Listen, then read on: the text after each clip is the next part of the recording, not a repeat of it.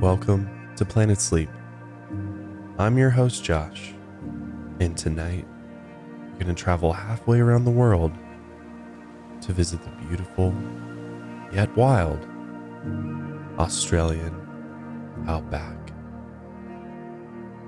Before we go, I want to remind you that one way you can support the show is by making sure you're subscribed on Apple Podcasts and YouTube, where we post a video version of the show every week with lots of visuals and beautiful scenery to help you drift into a peaceful sleep.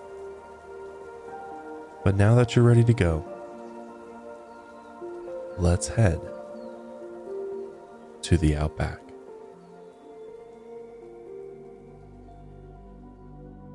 You are the only human for miles as you stand within an open field of flowers. There is nothing but the wind and the hum of insects in your ears. The buzzing bees move from one budding flower to the next. Bright and pink are their petals. Some are open and flat, coated with a sprinkle of morning dew. Some jut from their stems in giant bolts of bright colors. They cover the land before you and sway with each gust of wind. They make a soft bed of color and warmth, and the fragrance of each petal surrounds the air around you. You are alone, yet you are precisely where you want to be. One of the most remote regions on the entire planet, the Australian Outback nests in the heart of Down Under. The natives have lived across the Outback for over 50,000 years, but they have maintained the integrity of nature, and it is one of the last remaining areas of land where humans have had little to no exploitation of its resources. It is a haven of Mother Nature's most genuine intentions. It is virgin earth, unscathed by man. Various climates cover its land, and its seasons lend to a healthy change of scenery to each plain, river, and jungle. Some regions remain dry and arid, while others see their fair share of rainfall brought by mighty monsoons. From the western coasts to the northern reaches of Australia, these winds carry the rains of salvation. These are the rains that give life to the field before you, where flowers burst with color and bees pollinate the countryside. It is an area almost entirely separated from the rest of the world, which gives the Australian Outback its distinct characteristics. What was once an intricate jungle landscape of frothing rivers and curling trees, when the supercontinent had broken off and separated from Pangaea, this land experienced a tremendous change, and its separation from the other continents allowed for parallel evolution of wildlife. It is a place where fish experiment with lungs, birds grow to 7 feet, trees become fire resistant, and mammals lay eggs. Within an ecosystem where dinosaurs and fierce predators once dominated the lands, the habits and instincts of the remaining creatures have not forgotten the survival of their unique ancestors. Millions of years of history rest beneath the gentle flower bed before you. Fossils hide within the earth, and the far-off birds sing a similar song of their forebears. What you see now, the bees, the birds, the trees, is the result of millions of years of change and adaptation. And as you watch an emu wander across the distant plain, you understand that the earth beneath you has moved just the same over millions of years. The layers of earth have traveled leagues through time and space. Known as Gondwanaland, this massive patch of earth was once the most significant piece of continental crust on the planet. roughly 180 million years ago, it began to break apart and would later form about 2/3 of the Earth's continental area.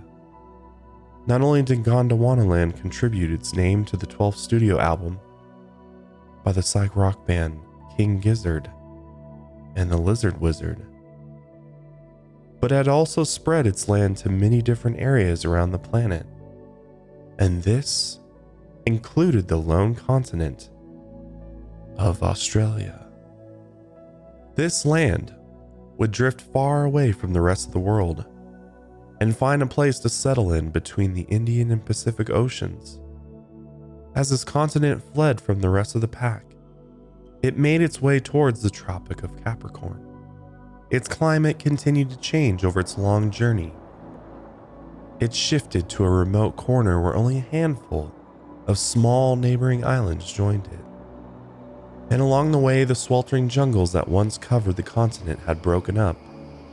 Its movement into the southern hemisphere could no longer sustain its old way of life. Some of the lands turned into hot, arid desert, while other areas cultivated temperate grasslands.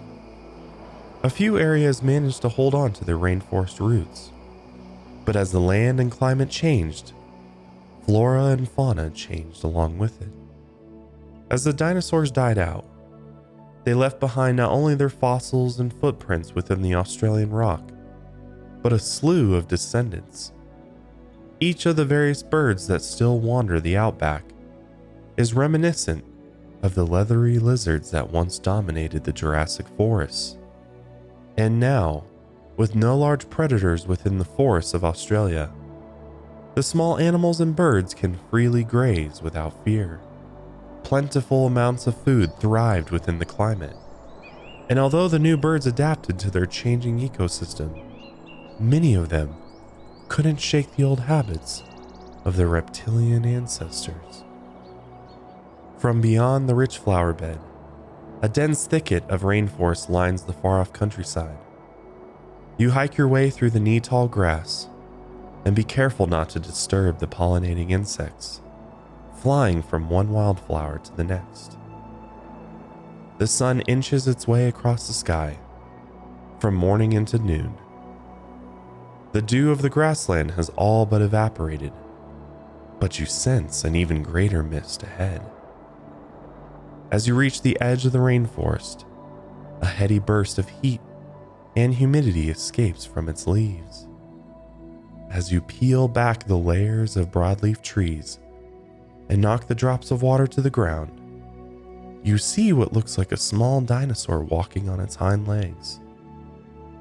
Although not actually a dinosaur, this enormous bird is a cassowary.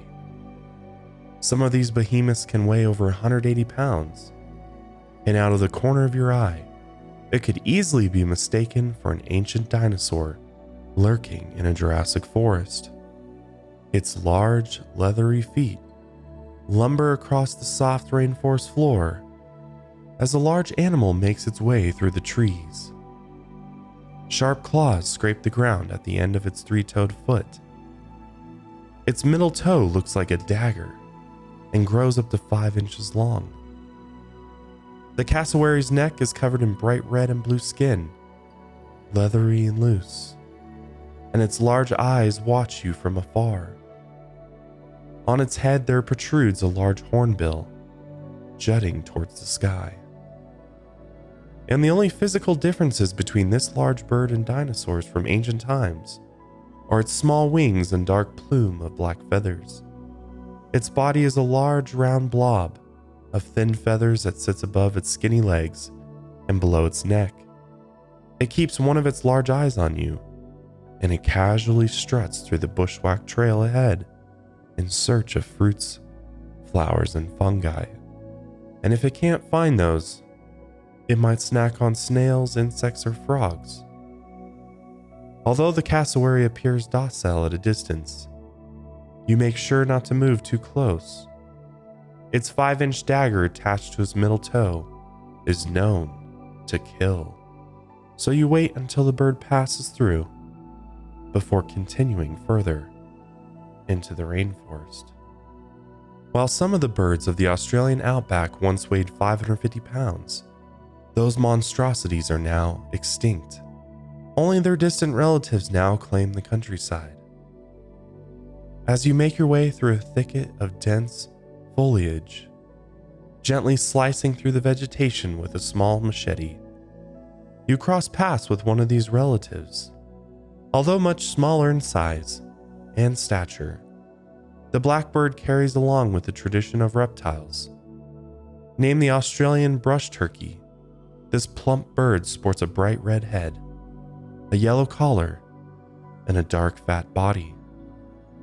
Much smaller than his ancestors, the brush turkey only grows 30 inches in length and weighs around 5 pounds. And their name is a bit misleading, as they are very different from American turkeys. The dark bird circles around his territory, and he picks at the ground. He shuffles a clump of leaves with his talons. He is in the middle of building a mound, which he will soon use as a nest. And since he has multiple mates, he'll have to create several nests within one large mound to successfully incubate the eggs. Once he has finished building his mound of sticks, leaves, and dirt, it can weigh up to 4 tons. The females will then come and lay their eggs in the small pockets within the mound. Over time, the leaves of the mound will break down. A fungus grows and causes the leaves to decompose. The mound will produce heat during this decomposition process, acting as a natural incubator for the eggs. He must be delicate and attentive, ensuring that the nests stay between 86 and 95 degrees. And he does this by sticking his head into each nest and checking the temperature with his beak or tongue. Typically, this temperature testing and mound incubation process is common with reptiles, not birds. But the Australian brush turkey hasn't been able to shake off the old habits of his reptilian ancestors. This episode of Planet Sleep is kindly brought to you by Policy Genius. Summer's coming to an end, and the leaves are about to fall. While Mother Nature does her thing to prepare for the new season, you can do yours by seeing how much you could save on home and auto insurance. Policy Genius makes it easy to compare home and auto insurance in one place. They can help you find home and auto coverage similar to what you have now, but at a much lower price.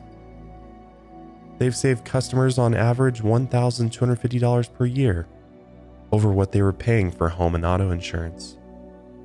They've saved new customers an average of $435 per year on auto insurance and an average of $350 per year on home insurance.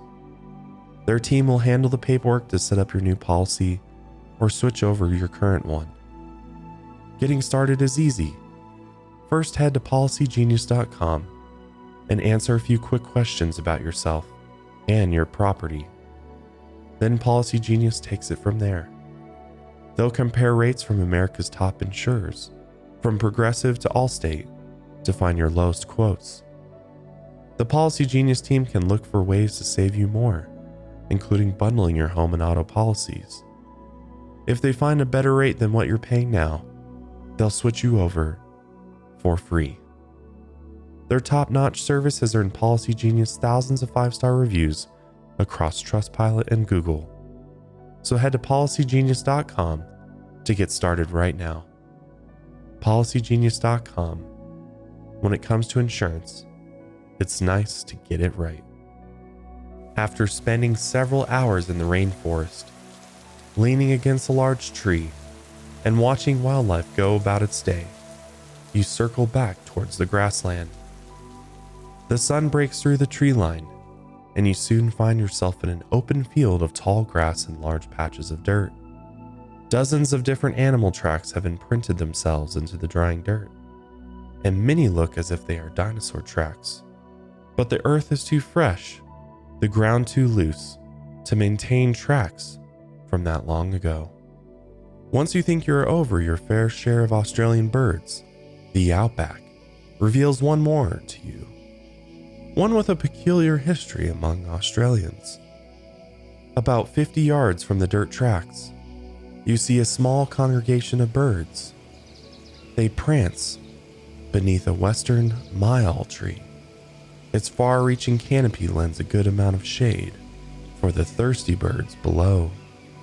They appear agitated and hostile, flapping their wings and darting towards each other. You're unsure if that is their nature or something else is at play. They chase each other in short bursts, and you hear loud hissing noises coming from where they gather.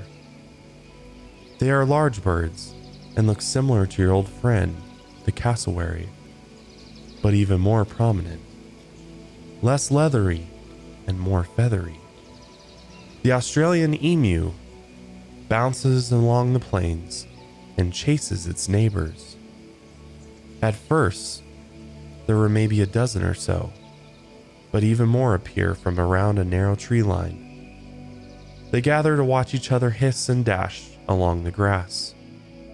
These seemingly brash and stupid birds had once cost the Australian government thousands of rounds of ammunition, and no Australian will ever forget that their government once lost a war to this formidable bird.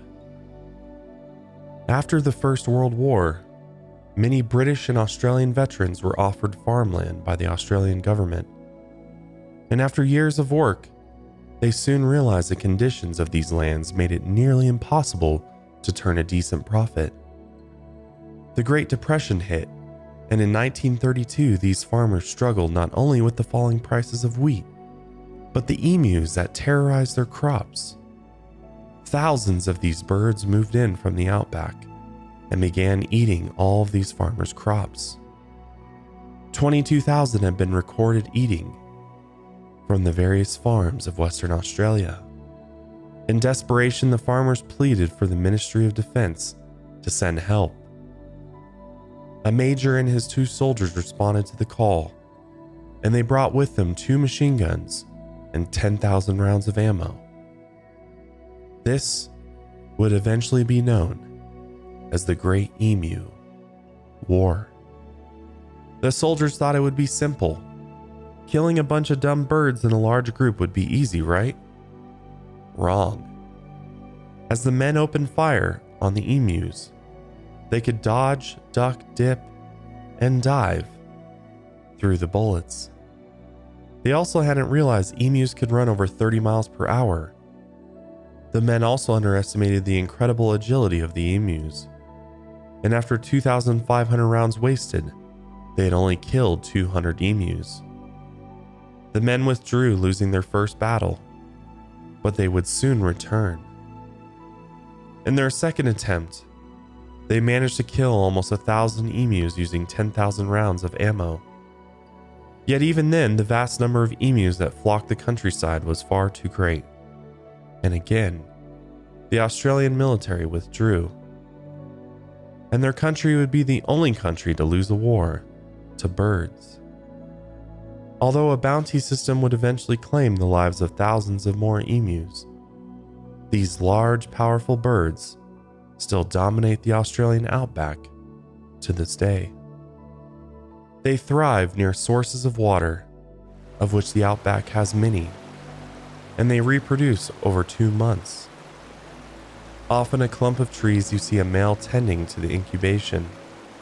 He sits there alone atop the nest. His partner left him many weeks ago. Her only duty in the reproduction process is to lay her eggs, leaving him to finish the rest. Through the entire incubation period, the male doesn't eat, drink, or defecate. An impressive feat. Before he roosts, he gains a lot of weight, similar to animals who enter hibernation, and he puts himself in a state of semi-lethargy. The female might protect the grounds near the nest, but she is mostly absent through the 8 months. And if all goes according to plan, the chicks will hatch and the male will be relieved after months of starvation and thirst. His first instinct is to find a source of water to replenish his thirst, and his children's first steps will be taken behind their father as they follow him to the water source. You bypass the field of rowdy emus and hike along a winding trail through the outback. Beside you, the tall grass and shrubbery grow up to your knees. Much of the grassland spreads out like this for miles, with sparse groupings of trees occasionally interrupting the plains. In the distance near the horizon, a massive plateau of red rock juts from the plain. As you continue along the path, it isn't long until you cross one of the most common and certainly the most famous animals of the Australian outback. Luckily, the Australian government hasn't waged war on these marsupials. Her arms are short and her legs are long. Her genus name, Macropus, stems from a Latin word meaning large foot. She is the only large land animal of her kind that prefers hopping as her means of travel, and she can travel at speeds up to 35 miles per hour. She is, of course, a kangaroo, one of many in the Australian outback. She grazes the land alongside her joeys, and a bigger troop of female kangaroos follow not far behind. They are very social herbivores, and they enjoy grazing the grasslands together as a group. Although the grass is hard to digest, the kangaroos can chew on the vegetation much like a cow. You see her slowly chewing cud. Her jaw goes around in circles as she works away at the tough grass. And the grass she has already swallowed can be regurgitated and eaten again. It can be a slow process, but her ability to eat the grass of the outback means she will seldom be short on food unless a season of drought comes her way. Her joeys stay near their mother, and they wait patiently as she eats. They don't eat the grass just yet, as most of them feed on her milk. And although her young are vulnerable out in the open grassland, the mother has a trick up her sleeve in the face of danger. The older females of the kangaroo troop can use their tails to balance themselves on their hind legs. When most other animals of the outback stay low to the ground, the kangaroo can see much further over the tall grass when balancing on their tail. This allows them to see much further than the other prey of the land, and they can alert the troop of any suspicious movements out in the grass. As a hungry dingo sneaks along the perimeter of the troop, one of the kangaroos spots him. She warns the others. In an instant, the mother quickly collects her young joeys in her pouch and bolts off in the opposite direction of the dingo. Although the dingo can outrun her, the kangaroo is near impossible to catch. She can jump nearly 6.5 feet in one hop. She can quickly leap over rocks, down tree trunks and patches of thicket that sprawl across the outback. While the dingo has much more trouble with the obstacles of the plains, after an unsuccessful hunt, the dingo wanders off in hopes of finding an unsuspecting group of prey. By chance, as you continue to wander through the plains, you run into the kangaroo mother again. Through your binoculars, you spot her in a new foraging plain, and you can confirm it's her by the familiar joeys that wander around her feet. They play along the tufts of savanna grass as their mother finishes her meal. While nursing, the young joeys can simply hop into their mother's pouch and drink the milk. This is a protective and nourishing spot for the joey, and soon they will realize they're too big to fit inside. They'll eventually wean themselves off their mother's milk and begin to develop a strong digestive system that can handle the grass around them. The mother can then produce more young. In a miracle of Mother Nature, Kangaroos can continuously get pregnant and even have the ability to suspend a pregnancy until weaning off the older joey. They can also produce two different types of milk, one that has more carbohydrates for the older joey, and one that is higher in fat for the joey that is not yet born. This way, once she gives birth to her youngest, she'll have the appropriate nourishment at the ready.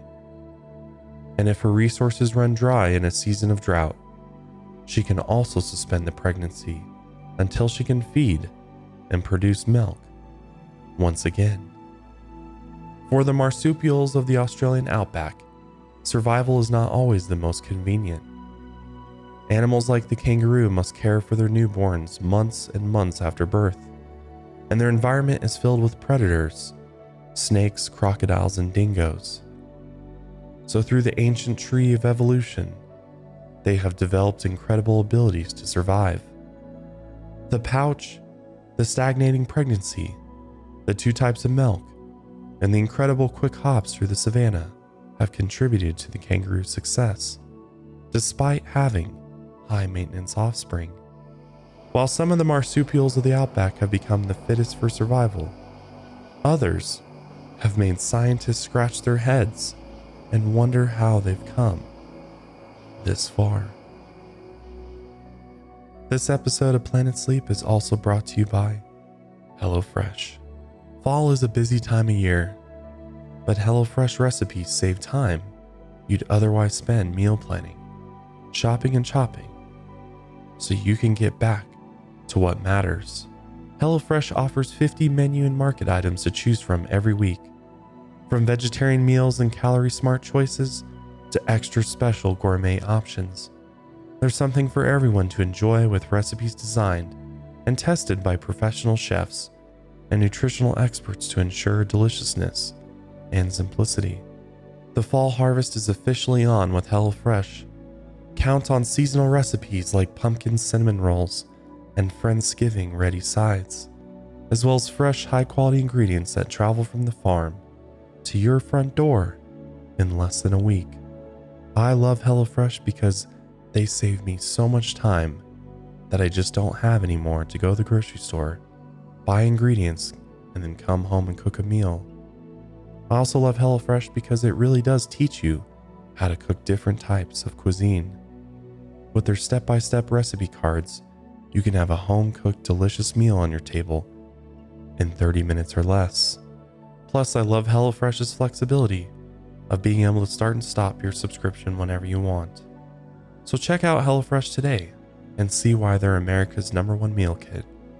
Go to hellofresh.com/planetsleep14 and use code planetsleep14 for up to 14 free meals, including free shipping. Again, go to hellofresh.com/planetsleep14 and use code planetsleep14 for up to 14 free meals, including free shipping. As the afternoon sun moves across the sky, the troop of kangaroos disperses across the savanna. You put your binoculars away and head down a small winding path leading through a bright meadow of light grass and scrub terrain. In a countryside so populated with wildlife, you wonder where these animals find their homes and how they remain safe from countless predators.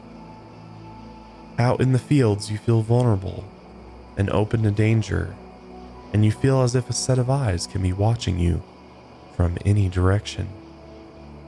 You decide to work your way towards a tree line. The cover of the canopy feels like the safest place in the outback, rather than the open hunting fields of the savanna. A grouping of eucalyptus trees lies ahead, and you rush towards their shelter of leaves. The gentle touch of leaves against your skin calms you. It feels like a suit of camouflage compared to the open acres of field behind you. The world grows a bit smaller in the company of trees, a bit safer. Deeper in the small forest, you hear a slight rustling from the tree branches above. As you look upwards into the bright canopy, you spot a big, furry blob of gray clinging to a limb.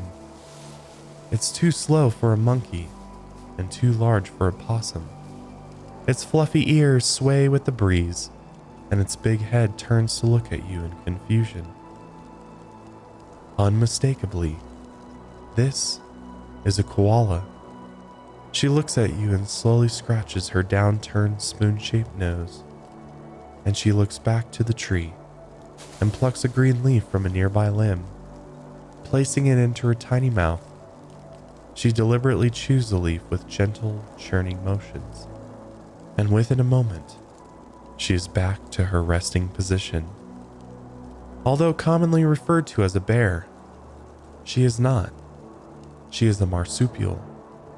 Similar in ways to the kangaroos, but also vastly different.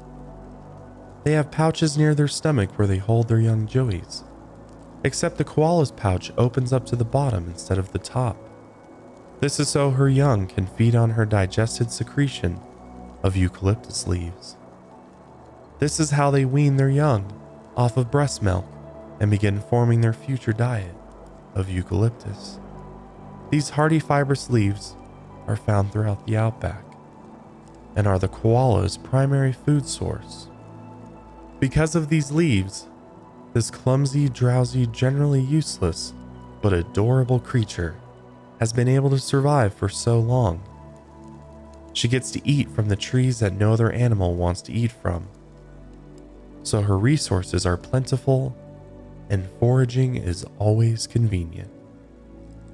Eucalyptus leaves contain a poison that will kill most other animals, yet the koala can digest it. Not only that, but the leaves are also low in nutrients and high in fiber. So the koala has a separate intestine that can digest the leaves through a fermentation process. Because their diet lacks so much nutrition and their metabolism is sluggish, the koalas sleep for most of the day, sometimes up to 22 hours. As she rests up in the tree, her young joey wriggles its head from her pouch and looks at you with bright, puffy eyes. He is as confused as his mother, but he's too tired to worry. He rubs his eye and blinks at you. After a moment, he sinks back into the warm pouch and returns to his slumber. And as they both sleep away their lives up in the tree, the mother clings onto the branch with ease. Up there, they stay safe from most predators. Their front hands have an efficient grip and 2 thumbs on either hand, perfect for foraging the eucalyptus leaves, while their rear hands have a large clawless thumb meant for holding tight to tree branches while they forage or sleep. They also have 2 combined fingers on their back hands with claws attached.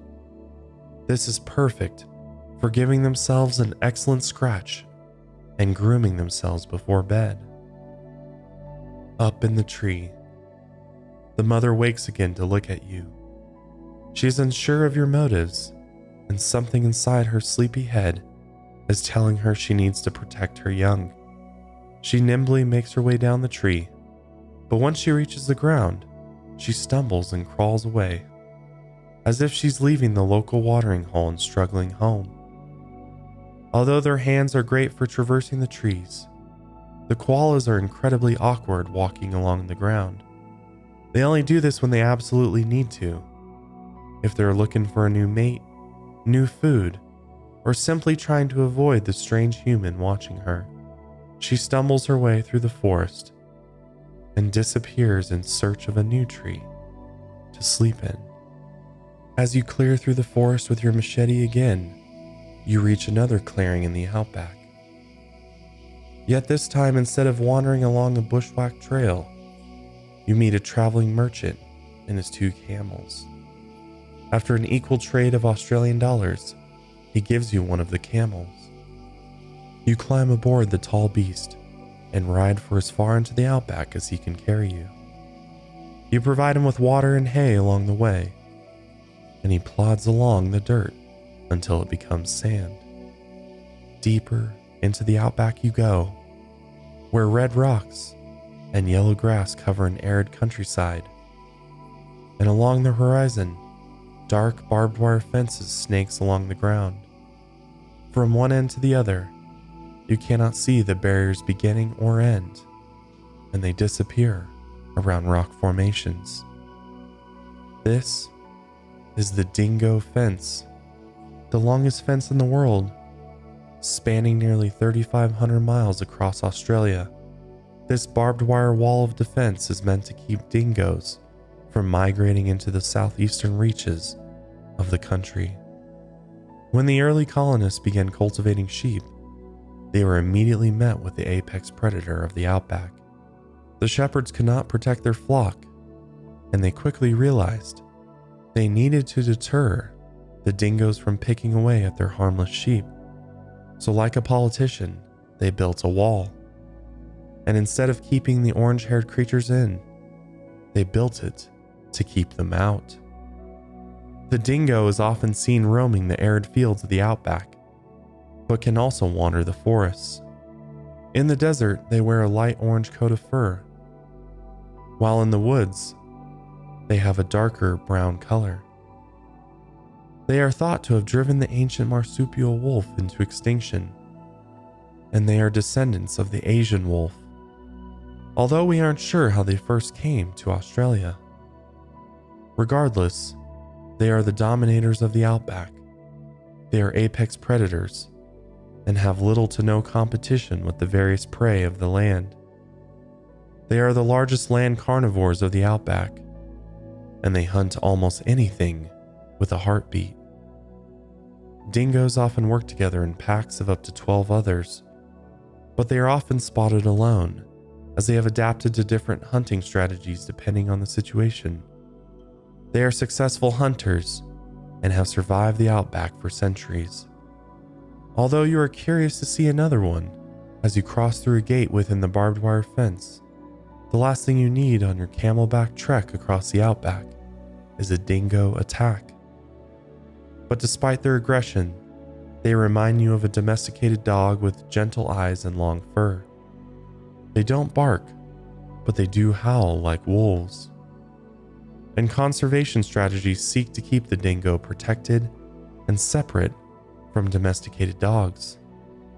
They are wild animals meant to roam the outback and chase kangaroos, not pick up the daily newspaper and poop on the floor.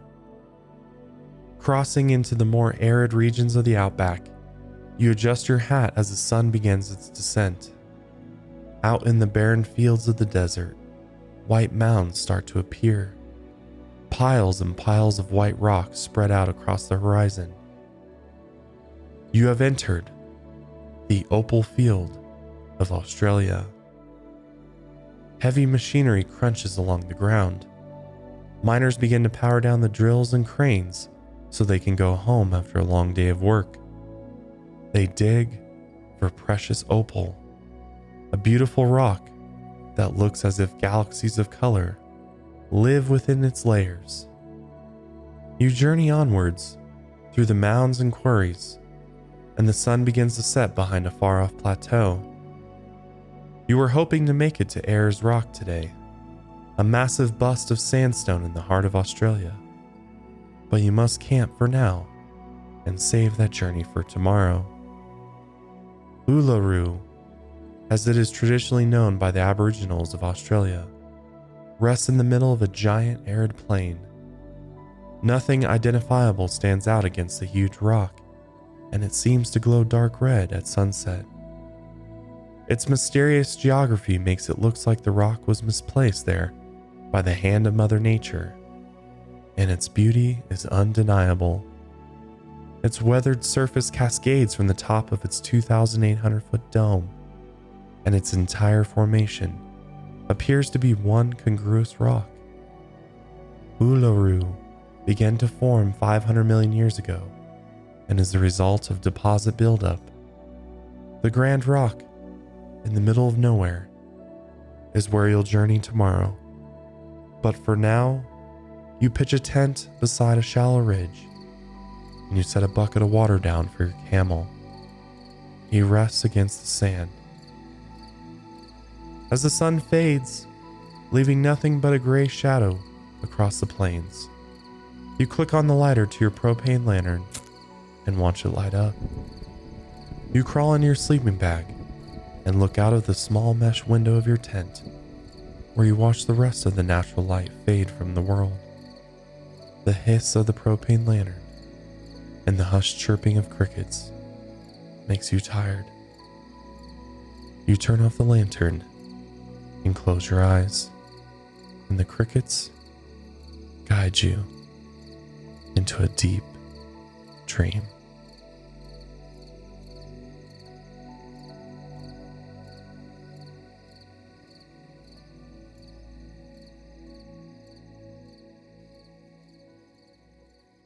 That concludes tonight's journey to Planet Sleep.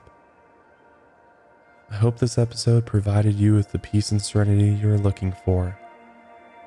And hopefully, you learned something about the Australian Outback along the way. If Planet Sleep helps you in any way, I'd love for you to leave us a rating or review on Apple Podcasts.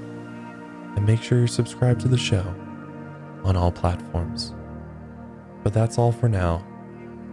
I'll see you again in our next journey to Planet Sleep. But until then, stay peaceful, my friends.